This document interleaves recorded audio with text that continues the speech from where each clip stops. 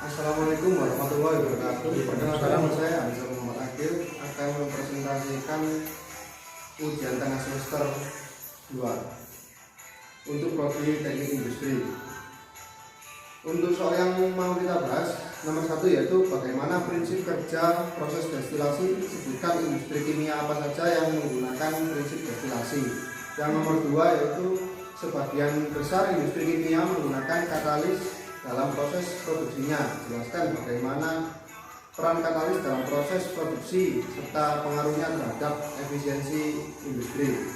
Yang ketiga, jelaskan prinsip dasar absorpsi pada industri kimia serta sebutkan proses industri kimia yang melibatkan proses absorpsi.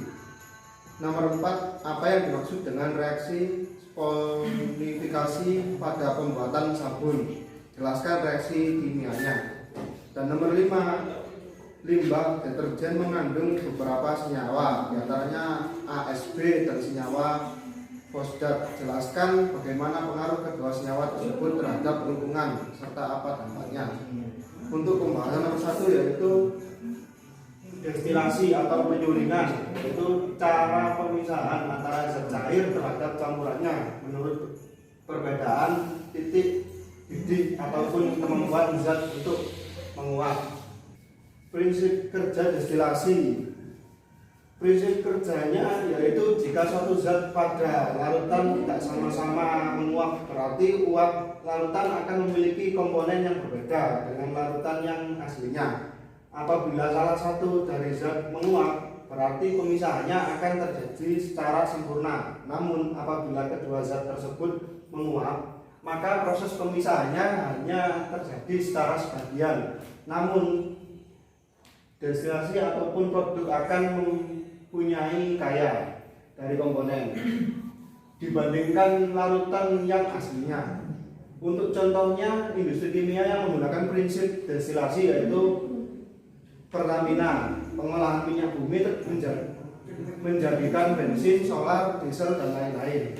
Yang kedua yaitu industri gula, pengolahan tebu menjadi gula memanfaatkan destilasi untuk menguapkan molekul air pada tebu tersebut. Yang nomor 3 yaitu industri garam, memanfaatkan destilasi untuk menguapkan air laut menjadi kristal. Untuk pembahasan yang nomor 2 yaitu dalam bidang industri, katalis digunakan untuk mempercepat reaksi kimia tanpa harus menaikkan suhu ataupun mengganggu kesetimbangan kimia. Penggunaan katalis dapat mereaksi biaya produksi dan juga menghemat energi dalam bidang industri. Katalis digunakan dalam pembuatan asam sulfat dan juga amonia. Pembentukan asam sulfat berupa reaksi kimia yang berlangsung sangat lambat, sehingga digunakan katalis vanadium oksida atau silika untuk mempercepatnya. Untuk pembahasan soal nomor 3 yaitu adsorpsi, yaitu merupakan peristiwa di mana suatu zat menarik zat lain yang berada di sekitarnya untuk berinteraksi dan berkaitan dengan zat tersebut. Proses absorpsi ini dapat terjadi antara zat yang berada dalam suatu fase seperti padat dengan padat, atau zat yang berada di fase misalnya padat dengan cair. Prinsip kerja adsorpsi yaitu terjadi dikarenakan adanya ketidakstabilan atau dalam bahasa ilmiah dinamakan residual forces pada permukaan suatu zat absorben, di mana adanya kestabilan itu membuatnya cenderung berkaitan dengan zat lain yang cocok untuk mencapai kestabilan. Untuk contohnya yaitu penjernih air atau tawas. Penjernih air dari tawas biasanya digunakan pada perusahaan air bersih. Yang kedua yaitu penghilang logam berat. Absorpsi ini juga dikembangkan untuk mengatasi masalah pencemaran pada air limbah industri yang mengandung logam berat serta mempunyai potensi bahaya di dalam mencemari lingkungan tersebut. Untuk yang nomor 4 yaitu dasar teori pembuatan sabun cair maupun sabun padat adalah reaksi spolifikasi. Spolifikasi adalah reaksi hidrolisis asam lemak atau minyak oleh adanya basa kuat NaOH atau KOH atau dikenal dengan larutan alkali sehingga menghasilkan sabun berupa garam natrium dari asam lemak atau minyak alkali yang digunakan untuk membuat sabun cair maupun sabun padat. Pada dasarnya sama. Yang membedakan yaitu adalah jenis alkali yang digunakan.